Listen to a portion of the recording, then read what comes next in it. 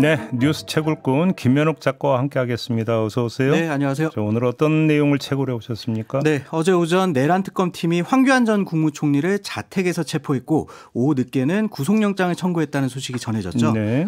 지난해 윤석열 전 대통령이 비상계엄 선포했던 당일 자신의 페이스북에 계엄을 지지하는 게시물을 올려서 이 내란 선전선동에 가담했다는 이유 때문인데요. 네. 이 황교안 전 총리는 특검팀의 세 차례 출석 요구에도 불응했고요. 특히나 지난달 27일과 31일에는 특검팀이 두 차례나 자택 압수수색을 시도했으나 문을 열어주지도 않았고 지지자들의 방해로 무산된 바가 있었습니다. 네. 그렇기 때문에 이번 체포영장 발부는 황교안 전 총리가 어느 정도 자초했다 이렇게 봐야 될 것 같아요. 지금 내란 선전선동 혐의잖아요. 네. 그 내란 선전선동죄의 성립 요건이 어떻게 되는 거예요? 네, 좀 찾아봤더니 요건은 크게 두 개더라고요. 네. 먼저 시점이 될 것 같은데 내란 선전선동은 내란 행위가 끝나기 전에 이루어져야만 합니다.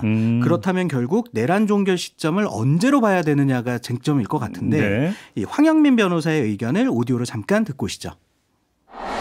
내란의 종료 시점에 대해서는 여러 견해가 있을 수 있지만 과거 대법원이 1980년 비상계엄 전국 확대를 포함한 1년의 내란 행위는 비상계엄이 해제된 1981년 1월 24일에 종료되었다 이렇게 판단한 점에 비춰보면 12.3 비상계엄으로 인한 내란은 국무회의에서 계엄 해제 절차가 완료된 12월 4일 새벽 4시 29분경이 종료 시점이라고 볼 수 있을 것입니다.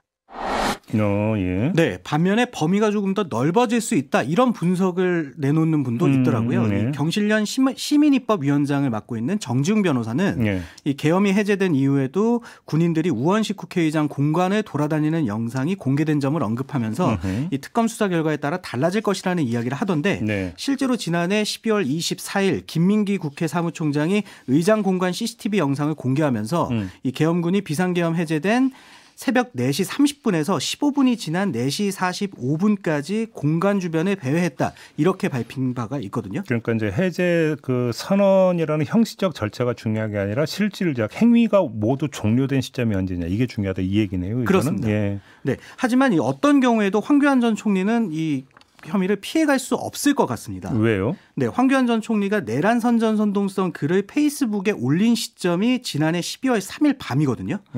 네, 윤 전 대통령이 그 계엄을 선포한 직후부터인데 이 페이스북에다가 나라를 망가뜨린 종북 주사파 세력과 부정선거 세력을 이번에 반드시 척결해야 한다. 네, 강력히 대처하시라, 강력히 수사하시라, 모든 비상조치를 취하시라. 국민의힘은 대통령과 함께 가시라라는 글을 올렸고요. 그로부터 약 1시간 뒤에는 우원식 국회의장을 체포하라. 대통령 조치를 정면으로 방해하는 한동훈 국민의힘 대표도 체포하라라는 글까지 추가로 올렸습니다. 이런 글이 그러니까 그 계엄 해제 선언이 있기 전에 다 올라간 글이라는 거죠? 그렇습니다.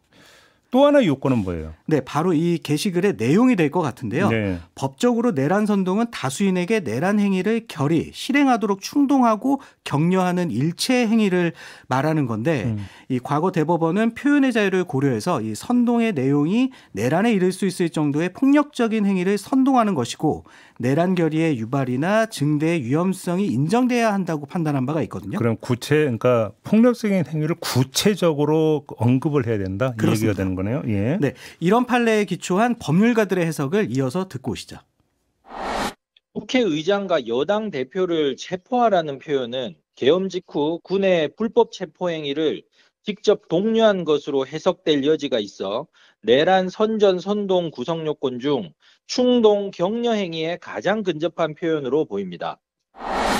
황교안 씨의 경우에는 12월 3일 밤에 SNS에 국회의장과 한동훈 대표를 체포하라는 표현을 썼는데 이는 계엄 해제 요구권을 비롯한 국회 헌법상 권한 행사 자체를 방해할 의도의 선동이라는 것이 명백하기 때문에 내란 선동에 해당한다고 판단하는데 무리가 없다고 생각합니다. 네, 참고로 이 황 전 총리가 언급한 두 사람은 홍장원 전 차장의 체포 명단 메모에도 포함된 인물들이기도 하죠. 네. 사실 내란 선전선동 혐의로 고발당한 사람들이 여럿 있음에도 불구하고 유독 이 황교안 전 총리에 대해서만큼은 강도 높은 수사를 벌이는 이유가 바로 여기에 있습니다. 다른 동조자들이 단순 찬성 의견을 표현한 것에 비해 황교안 전 총리는 내란에 해당하는 특정 행위를 유도 그리고 충동 독려했기 했다고 보기 때문입니다. 알겠습니다. 그런데 황교안 전 총리는 내란이 없었으므로 내란 선전선동도 없다. 그렇습니다. 그렇게 주장을 했더라고요. 네. 알겠습니다. 잘 들었어요. 네, 감사합니다. 네, 김현욱 작가였습니다.